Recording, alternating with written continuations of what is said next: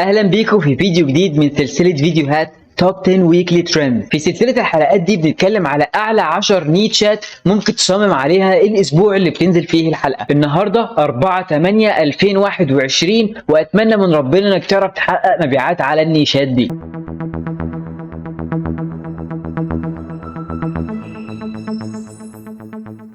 السلام عليكم ورحمة الله. أنا اسمي إبراهيم ظاهر. لو أنت جديد هنا في القناة فأنا بعمل فيديوهات عن الأونلاين بيزنس، إزاي تعمل فلوس على الإنترنت، وبالأخص البرنت أون ديماند والسوشيال ميديا ماركتينج. فلو أنت مهتم بموضوع الطباعة عند الطلب والتسويق الإلكتروني فما تنساش تشترك في القناة وتفعل الجرس علشان ما يفوتكش أي حاجة جديدة من القناة بتاعتنا. قبل ما ابدا الفيديو حابب اقول ان حلقه النهارده هتبقى الحلقه ال20 في سلسله حلقات توب 10 ويكلي ترندز، يعني بقالنا 20 اسبوع كل اسبوع بننزل حلقه ترندات. اتمنى من ربنا ان خلال ال20 حلقه اللي فاتوا دول تكون استفدت ولو بمعلومه واحده او حققت حتى مبيعه واحده من الكلام اللي انا قلته، لان هو ده الهدف من القناه، اني اساعد اكبر عدد ممكن من الناس خلال حلقاتي او فيديوهاتي او حتى خلال تواصلي مع الناس على السوشيال ميديا. وعشان ما اطولش عليك يلا بينا نبتدي حلقه النهارده. أول نيش معانا الأسبوع ده هو there is no enjoyment like reading، يعني مفيش متعة زي متعة القراءة. طبعا ده نيش سهل وبسيط جدا وحاجة يعني مباشرة ما فيهاش أي لعب. طبعا أنت كل الاليمنتس اللي أنت هتحتاجها هي التكست اللي هو المكتوب الكلام، يعني there is no enjoyment like reading، وتحطها بقى بترتيب معين كده، ترتيب شكله كويس، وتجيب elements أو عناصر لها علاقة بالقراءة. هنا مثلا ده الاليمنت ده من أحسن الاليمنتس اللي ممكن تعملها أو تستعملها، بس كان ممكن يطبق التكست او يعمل الكلام بشكل مختلف، وحتى كان ياخد الالوان اللي موجوده في الاليمنت كان يبقى شكله احسن بكتير من اللي هو عامله دوت. في افكار كتيره هنا برضو موجوده في النيش ممكن تطبقها على الديزاين بتاعك، بس لازم تحط شويه elements، يعني بلاش تكست بيز ديزاين كده من غير اي حاجه. حط شويه ornaments مثلا زي ديت على شويه كتب على شويه اي حاجه من الحاجات دي بحيث ان هي تبقى relevant للنيش. النيش التاني معانا النهارده وهو بيست كامبينج وذ ماي دوج. طبعا احنا في فصل الصيف، واحنا اتكلمنا قبل كده في حلقات توب 10 ويكلي ترندز ان احنا في فصل الصيف الناس بتحب تطلع بقى السمر اكتيفيتيز او النشاطات الصيفيه، ناس بتروح كامب وناس بتعمل هايكنج، ناس بتطلع على الشواطئ وناس بتطلع مثلا على الحدائق. فطبعا الكامبينج وذ ماي دوج دي طبعا يعني اللي هو يطلع تخييم مع الكلب بتاعه، وده ناس كتير جدا جدا بتحب تعمل الكامبينج وتاخد الكلاب بتاعتها معاها. دي فرصه كويسه جدا انك تيجي تعمل تصميم على النيش زي دوت. الاليمنتس اللي في نيش زي دوت هو كلب والراجل صاحب الكلب او البنت صاحبه الكلب، وتحطها بشكل مناسب. من احسن التصاميم صراحه او من احسن الاليمنتس اللي انا شفتها في نيش زي دوت هو الاليمنت ده، على انه هو ممكن كان يغير التكست يخليه بشكل احسن، يعملها زي كانه 3 دي افكت او كانهم فوق بعض كده في شكل متداخل، كان يبقى احسن بكتير من هنا. بس مع ذلك يبقى من احسن التصاميم اللي هتلاقيها موجوده في النيش دوت. مش بقول لك ان اعمل نفس التصميم، بس انت تعالى واعمل ريسيرش بتاعك وحاول ان انت تقتدي بناس عملت ديزاينات حلوه وتطلع بفكره خاصه بيك انت، وان شاء الله تبيع على نيش زي ده. النيش الثالث معانا الاسبوع ده هو ask me about my T-Rex، وممكن تتلاعب بالالفاظ وتقرا T-Rex دي T-Rex يعني خدع او حاجه زي كده يعني. فانت ممكن تجيب مثلا صوره T-Rex اللي هو ديناصور، ومثلا هو بيعمل يعني لابس لبس الجوكر او لابس لبس الريدلر اللي هو بيحط خدع بصريه وكده، بتعملها في تصميم شكله كويس، تكتب ask me about my T-Rex، هيبقى شكلها حلو جدا وهتبقى relevant بشكل او لها علاقه كبير بالنيش، وهتبقى احسن بكتير من الناس اللي موجوده هنا. معظم الناس جايبين element او عنصر الديناصور اللي هو التيركس وكاتبين جنبيه asking about my T-Rex من غير اي ابداع ولا من غير اي حاجه، يعني تقريبا حتى كانوا مكسلين يغيروا ترتيب التكست بشكل كويس. بس عامة النيش دوت عليه 261 ريزلت، يعني فرصة كويسة جدا انك ترانك في البيج الاولانية بمجهود بسيط او بديزاين ابداعي تعمله وتبيع احسن من اي حد موجود في النيش ده. بالنسبة للنيش الرابع معانا الأسبوع ده وهو It's weird being the same age as old people، يعني من الغريب إن يبقى سنك بدخل على عمر الناس الكبيرة في السن أو الناس العجوزة يعني. فطبعا نيش زي ده هيبقى فاني نيش، ممكن تخليه تكست بيز ديزاين زي ما الناس عاملة هنا، وما تحطش كلام كتير أو ما تحطش elements كتير. ممكن تحطها بإليمنت بسيط وجنبيها مثلا التكست جنب الصورة، يعني ممكن تعملها بأكتر من طريقة. ممكن تعملها بالفينتج ستايل، يعني تجيب ornaments أو زينة تعملها زينه التكست او زينه الخطوط، وتعملها بشكل قديم كده شويه يحس ان انت فينتج او حاجه قديمه، فبالتالي تبقى ماشيه مع الاولد ايج او اولد بيبل. ممكن تعملها باكتر من طريقه او تستوحي اكتر من فكره في نيش زي دوت، بس صدقني نيش بسيط جدا ومن السهل ان انت تطبق عليه افكار كويسه او ديزاينات كويسه وترفعها وتنافس في نيش عليه 143 ريزلت. فدي فرصه كويسه جدا جدا انك تزود من فرصتك في ان انت تبيع الاسبوع ده.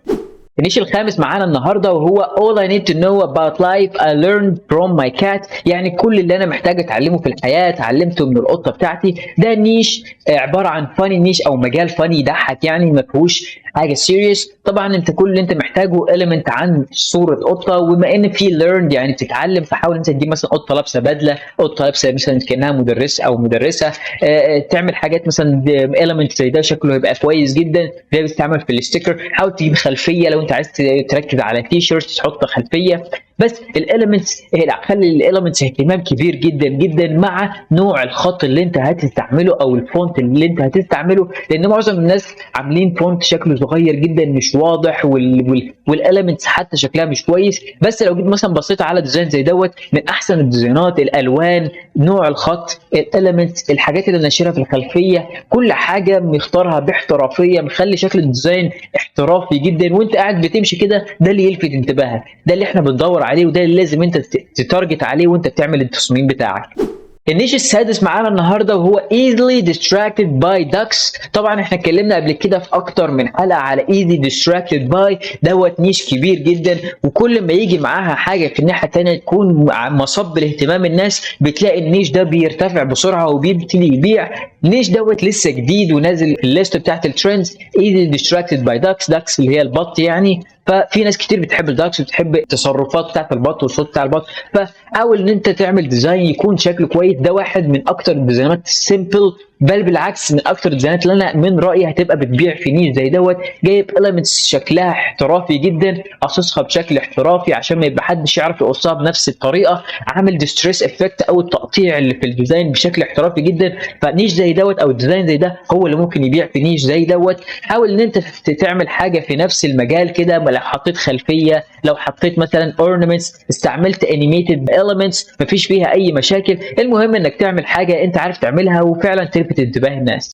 النيش السابع معانا النهارده وهو imagination is the only weapon in the war against reality، يعني القدره على التخيل هو السلاح الوحيد في الحرب ضد الواقع. طبعا في ناس كتير هتيجي تبص على نيش زي دوت، تكست مكتوب كبير جدا، هيقول لك اصممه ازاي. طبعا تكست بيز ديزاين هيبقى كافي جدا جدا ان انت مش محتاج تعمل اي حاجه ثانيه. تكست بيز ديزاين تعمله بشكل كويس وترتبه بشكل كويس هيبقى اكتر من كافي في ان هو يبيع في نيش زي دوت. وبالذات لو انت عملت حاجه زي كده، انا شايفها من نيش سيمبل جدا او ديزاين سيمبل جدا بس لايق على النيش. المهم ان انت تعمل حاجه يكون شكلها كويس ويكون لها علاقه بالنيش وعلاقه بالناس اللي هتستعمل النيش.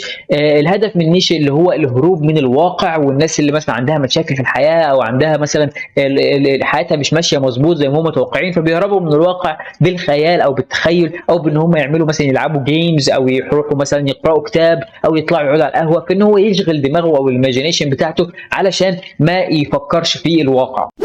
وزي ما اتفقنا في الحلقات اللي فاتت، اخر 3 نيشات في كل حلقه هيكونوا ايفر جرين نيش، فركز معايا في النيشات اللي جايين دول. النيش الثامن معانا ايه الاسبوع ده وهو بيتش هاندبول. طبعا البيتش اللي هو الشاطئ، والهاندبول اللي هو كرة اليد. فطبعا دي كرة يد الشاطئ، طبعا رياضة معروفة جدا على مستوى العالم. لو انت طبعا كنت تابعت معانا فيديوهاتنا في توب 10 ويكلي ترندز، هتعرف ان دي علامة ان انت ممكن تشيل الهاندبول وتحط مكانها فوتبول، ممكن تحط فولي بول، ممكن تحط اي حاجة ثانيه بتتلعب على الشاطئ او رياضة بتتلعب على الشاطئ. واول ما تلاقي نتائج قليلة زي ديت 704 ريزلت بس في نيش ايفر جرين، فدي فرصه كويسه جدا انك تيجي وتنافس فيه. طبعا ناس كتيره بتحب البيتش هاندبول، فدي فرصه كويسه انك تيجي تعمل ديزايناتك، وان ده التاج الاساسي في النيش وعليه 704، فدي فرصه ذهبيه ليك. النيش طبعا يعني مهتم بالرياضه، وبما اننا طبعا في فصل الصيف وكمان الاولمبياد، احنا في طوكيو اولمبيكس، فطبعا دي فرصه كويسه جدا انك تربط الحاجات دي ببعضها، بس ما تستعملش اي لوجوهات او عبارات تستعملها في الاولمبياد او حاجه زي كده علشان محدش ناقص.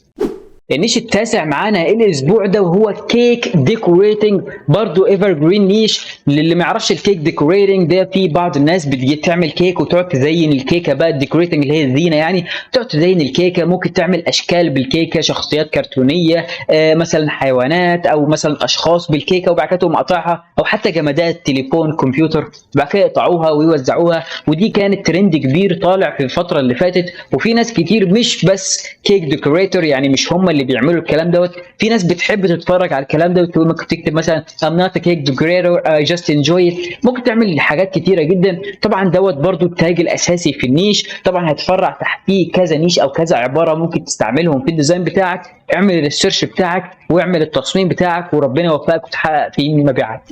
النيش العاشر والاخير معانا النهارده وهو فورك ليفت اوبريتور. طبعا الفورك ليفت دي الشاحنه اللي بتشيل البضاعه في المخازن، او بتشيل من الشاحنه وتدخلها الشركه، او تشيل الشركه وتدخلها مثلا على الدليفري. المهم ديت شاحنه بتشيل البضاعه وفيها كده زي بتاعه الشوكه اللي هي المنظر اللي انت شايفه ده، اكيد انت عارفها يعني. دي اسمها فورك ليفت اوبريتور. دوت السايق او الراجل او الشخص يعني اللي بيسوق الفورك ليفت. طبعا فورك ليفت اوبريتور ديت وظيفه، طبعا بما انها وظيفه اساسيه وعليها 879 ريزلت، دي فرصه كويسه جدا جدا جدا انك تيجي تنافس في نيش زي دوت. وده طبعا ايفر جرين نيش، وده المين تاج او التاج الاساسي في النيش. هيتفرع تحتيه نيشات كتيره جدا برضه لها علاقه بالفورك ليفت اوبريتور. المهم تيجي تعمل الريسيرش بتاعك وتشوف احسن نيش او ديزاين انت ممكن تصمم عليه وتبتدي تشتغل عليه. الحقيقه لما انا جيت عملت الريسيرش بتاعي لقيت فيه كميه تصاميم ابداعيه في نيش زي دوت هتعجبك جدا جدا، وهتطلع لك افكار كتيره جدا مش بس تطبقها في نيش زي ده، بل ممكن تطبقها على نيشات تانية كتير. وبكده خلصنا ترندات الاسبوع دوت. هسيب لك كل الترندات هنا على الشاشه بحيث تاخد سكرين شوت او تسجلهم عندك وتبتدي تشتغل عليهم طول الاسبوع. لو استفدت حاجه من فيديو النهارده وحابب اني اكمل شرح سلسله حلقات توب 10 ويكلي ترند، ما تنساش تشترك في القناه وتعمل لايك على الفيديو وتفعل الجرس، لان ده فعلا بيدعمني اكمل الشرح. اما بقى لو عندك اي سؤال او اي استفسار حلقه النهارده او في الحلقات اللي فاتت، او حتى اقتراح للحلقات اللي جايه، سيبها لي تحت في الكومنتس او تواصل معايا على السوشيال ميديا فيسبوك انستجرام او تويتر، وانا ان شاء الله هرد عليك واساعدك بكل اللي اقدر عليه. اتمنى لكم كل التوفيق واشوفكم على خير.